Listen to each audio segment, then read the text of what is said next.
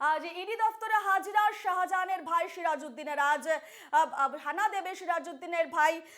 ED দফতরে হাজিরা রয়েছে শাহজাহানের ভাই সিরাজউদ্দিনের। জমি সংক্রান্ত মামলায় তলব করা হয়েছে সিরাজউদ্দিনকে। তবে সিরাজ ইডি দফতরে হাজিরা দেবে কিনা তা নিয়ে রয়েছে সংশয়, কারণ সিরাজউদ্দিনের খোঁজে তার বাড়িতে হানা দিয়েছিল কেন্দ্রীয় এজেন্সি, তাকে খুঁজে পাওয়া যায়নি।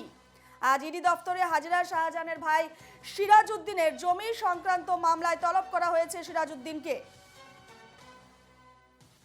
এ নিয়ে আমরা বিস্তারিত কথা বলবো। ফোন লাইনে রয়েছেন আমাদের প্রতিনিধি পৃথা দাশগুপ্ত। পৃথা, আজ ইডি দফতরে হাজিরা দেওয়ার কথা রয়েছে শাহজাহানের ভাই সিরাজউদ্দিনের। জমি সংক্রান্ত মামলায় তাকে তলব করা হয়েছে। কি আপডেট রয়েছে, কি তথ্য রয়েছে তোমার কাছে? দেখো, কিছুদিন আগে ইডির তদন্তকারী আধিকারিকরা শেখ সিরাজউদ্দিনের বাড়িতে গিয়ে একটি নোটিশ টাঙিয়ে দিয়ে এসেছিল এবং সেই নোটিশে বলেছিল যে আজকে অর্থাৎ 21 তারিখ 11টার সময় সিজিও কমপ্লেক্সে তাকে হাজিরা দেওয়ার জন্য। তুমি জানো যে এর আগে শেখ শাহজাহানের ভাই আলমগীর তাকেও ডেকে পাঠিয়েছিল সিবিআই। তাকে ইডি ডাকেনি, তাকে সিবিআই ডেকে পাঠিয়েছিল। যেদিনকে তিনি সিবিআই তে হাজিরা দেন সেদিনকেই কিন্তু তিনি অ্যারেস্ট হন। ফলত সেখান থেকেই ভাববার বিষয় যে আজকে ইডি দপ্তরে আদৌ কি শেখ সিরাজউদ্দিন তিনি আসবেন। এর আগে একাধিকবার রেডে যখন গেছে তদন্তকারী আধিকারিকরা ইডি বা সিবিআই, দেখা গেছে শেখ সিরাজউদ্দিন বাড়িতে নেই। তার বাড়িতে একাধিকবার নোটিশ টাঙানো হয়েছে, সামান করা হয়েছে এবং সেই সামানের ভিত্তিতেই আজকে 11টার সময় তার ইডি দপ্তর অর্থাৎ সিজিও কমপ্লেক্সে আসার কথা। কিন্তু এখনো পর্যন্ত কোনো নিশ্চয়তা নেই যে শেখ সিরাজউদ্দিন আদৌ আসবেন কিনা। একদিকে যেরকম জমি সংক্রান্ত মামলা রয়েছে, অন্যদিকে মাছের ভেড়ির যে ব্যবসা, সেই ব্যবসা সংক্রান্ত মামলায়ও তাকে ডেকে পাঠানো হয়েছে। তার কারণ যেটা জানা যাচ্ছে, শেখ শাহজাহানের এই সমস্ত ব্যবসার সঙ্গে সিরাজউদ্দিন এবং আলমগীর দুই ভাইয়েরই অর্থাৎ শেখ শাহজাহানের দুই ভাইয়েরই যোগাযোগ ছিল। ফলত এই মামলাতেই তাকে জিজ্ঞাসাবাদের প্রয়োজন রয়েছে এবং সেটা আজকে নয়। শেখ শাহজাহান অ্যারেস্ট হওয়ার পর থেকেই আলমগীর এবং সিরাজউদ্দিনের কে জিজ্ঞাসাবাদের জন্য তৎপর হয়ে গেছিলেন আধিকারিকরা এবং সেই মতো আলমগীরকে বেশ কিছুদিন পরে ডাকলেও সিবিআই দপ্তরে অর্থাৎ নিজাম প্যালেসে শেখ সিরাজউদ্দিনকে কিন্তু একাধিকবার ডাকা হয়েছে।